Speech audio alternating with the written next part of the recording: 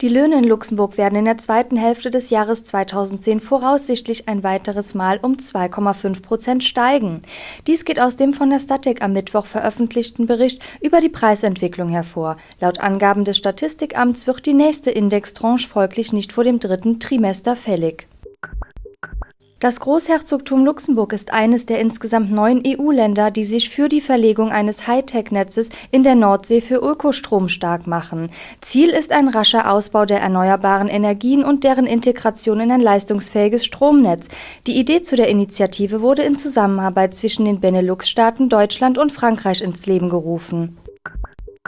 Bei Protesten gegen den japanischen Walfang in der Antarktis ist das Schiff von Umweltaktivisten zerstört worden. Der Trimaran A.D. Gill sei nach einem Zusammenstoß mit japanischen Fischern in 2 Hälften zerbrochen, so der Sprecher der australischen Umweltgruppe Sea Shepherd, Paul Watson. Die 6 Besatzungsmitglieder seien unverletzt gerettet worden. Der Vorfall lasse die Lage jedoch ernsthaft eskalieren, so Watson. Der Internetriese Google hat den mit Spannung erwarteten iPhone-Konkurrenten Nexus One vorgestellt. Das Multifunktionshandy verfügt über Spracherkennung, GPS und großes Display und wird vom taiwanischen Hersteller HTC gebaut.